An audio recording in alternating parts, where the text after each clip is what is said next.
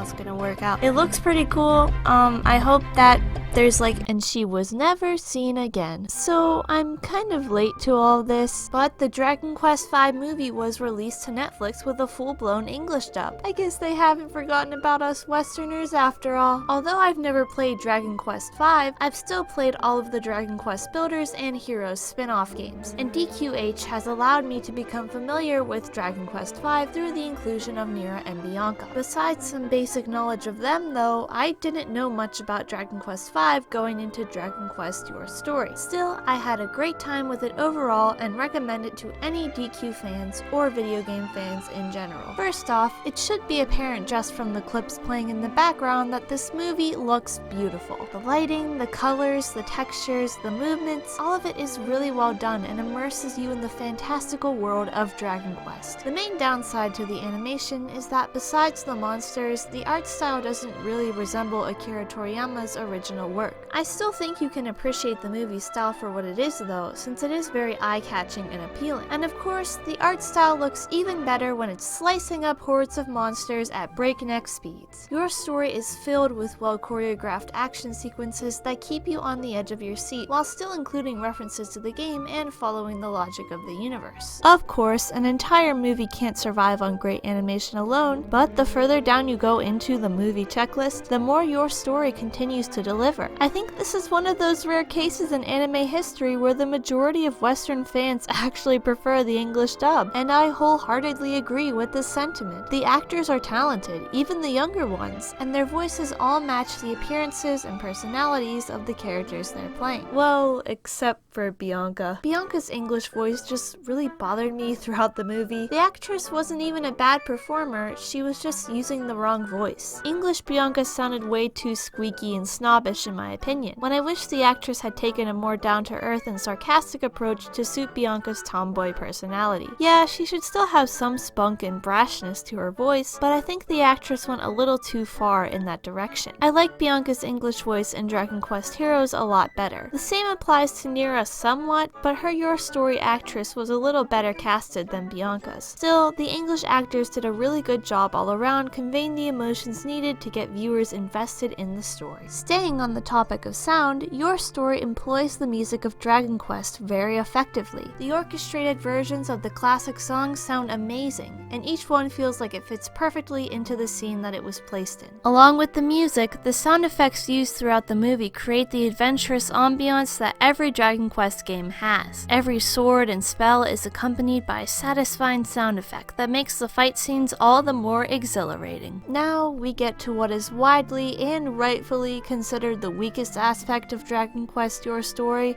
the story itself. The pacing in this movie is funky, as you'd probably expect. Adapting a 40-hour game into a 2-hour movie leads to some story problems. If fine cinema critics were to look at this movie with no Dragon Quest V knowledge, they would probably tear the story to shreds. A lot of times things just happen, and the movie often relies on brief anecdotes from characters to explain entire backstories and major plot events. And we haven't even started thinking about character development or themes yet. Still, despite the whiplash of the pacing, I was surprisingly engaged with the story, and I think this is mainly thanks to the characters. In my opinion, one of the strongest aspects of the Dragon Quest franchise and of Square Enix games in general has been their characters. Lovable characters with interesting backstories have allowed me to look past any faults that might be in their games and keep playing. I really enjoyed all of the characters of Your Story, from the main characters like Luca and Bianca to even those with barely any screen time like Prince Harry and Sancho. I mean, I think I feel more pity for Sancho if anything. The poor guy gets separated and reunited with Luca like 3 times in one movie. No wonder he's an emotional wreck by the end. While not the most developed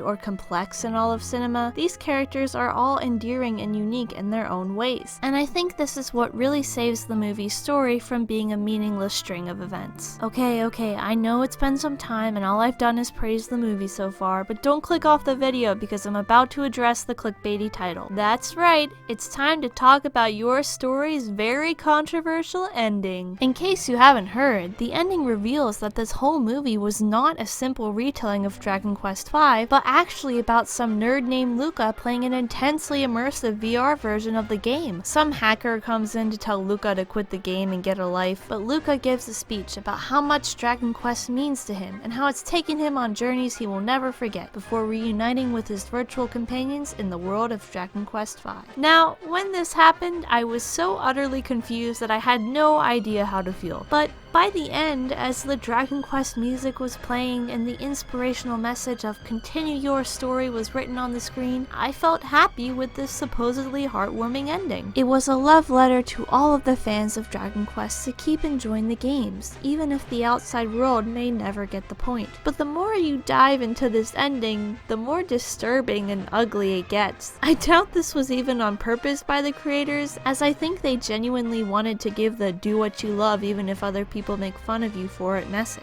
They certainly didn't do a good job at delivering that message though, and I think a lighthearted after credits scene of Luca playing Dragon Quest V would have worked much better. Your story sets a frightening precedent for the future of games. The VR system Luca uses isn't just some goggles plastered to his head, it has the capability to make him feel physical pain, emotion, and temporarily wipe his memory in order to truly immerse him in the life of the hero character. The system can even force Luca to do things against his will. Before entering the game, Luca talks about how big of a simp he is for Nira and how he's determined to pick her as his wife, but the worker warns him that the game's programming may override his decision, and it ultimately does, using a potion to change Luca's mind to favor Bianca. This digital world becomes so real to Luca that he forgets that it's even fake, and is shocked when the virus reveals the truth at the end. Looking at it from this perspective, the virus is starting to look more and more like the good guy. By disrupting the game, he's not trying to harp on Luca for spending some free time on a harmless game, he's warning Luca not to get sucked into this world, to remember that it is fake, and that he has a real life he needs to live outside of this game. But, as we all know, Luca rejects this, with the game even cheering him on as his slime companion comes to help him stop the big bad virus. And so, Luca stays in the digital world, ignoring the harsh reality of life and opting to stay in a fantasy world forever. So go ahead. Keep indulging in this escapism. Keep pouring more money into our companies. Keep feeding your obsession, even if it becomes unhealthy. Continue your story. But you should still watch the movie, it's really good.